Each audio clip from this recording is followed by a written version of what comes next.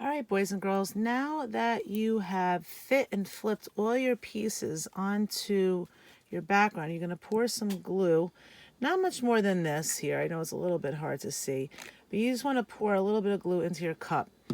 And when you do the gluing, you want to glue the centerpiece first.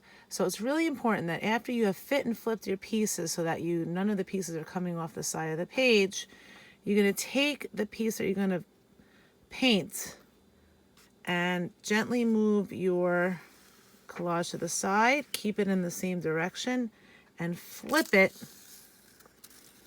so that you know exactly where you're going to put it onto the background paper. And then the reason why we're painting the paper with glue, and you want to be mindful of having a background paper and making sure every part of your paper is glued. And you want to try to avoid getting your fingers as sticky as possible until the last minute. The reason why we're painting the glue is because we really want to make onto the back of our Snowflake Notan is that you really want to make sure that the glue is on every single piece of the paper. Because we're gluing it onto watercolor, we need to use liquid glue and not a glue stick. And you want to get every single piece of your snowflake covered in glue. Then, by the way, you're using a background paper, put everything to the side, and you're going to stick your finger on it on this gluey side, take it and flip it right back. And it doesn't have to be exact, but you want it to be close enough that once you glue it onto the page, that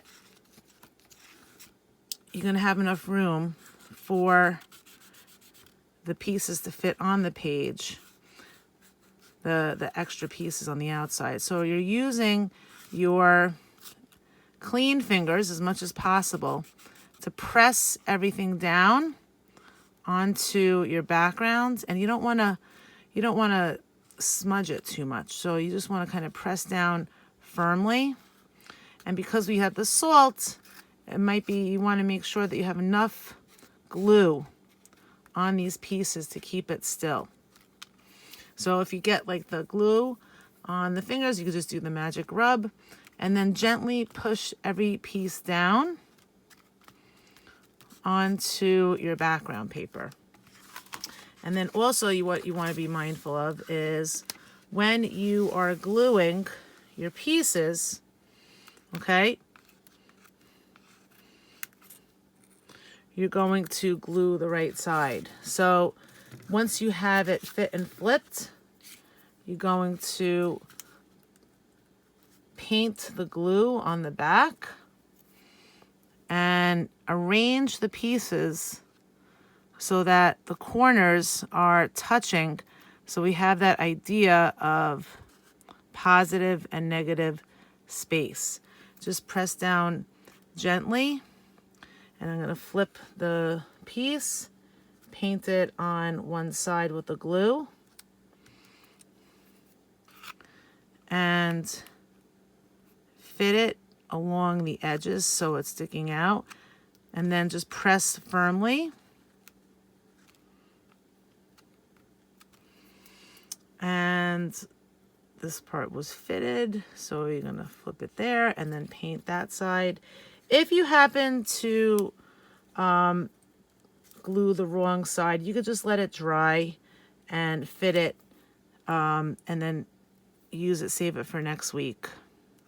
Or you can let it dry and trace it and do it that way. So this part's flipped. So basically the whole trick is that you want to arrange everything on your paper before you do the gluing. And it's just definitely important to press down all the sides and also to get your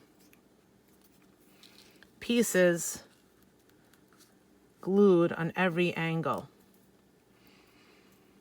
Everything should be arranged. And what matters is that if you don't have time to glue your little pieces, that you definitely have time to glue. See, there wasn't enough glue in there, so you could just lift it up.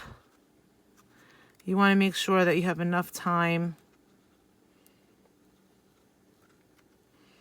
to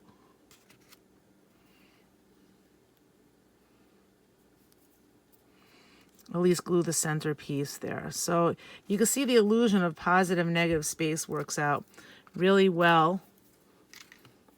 Sometimes it's just better just to paint it with the glue in your hand. It's up to you.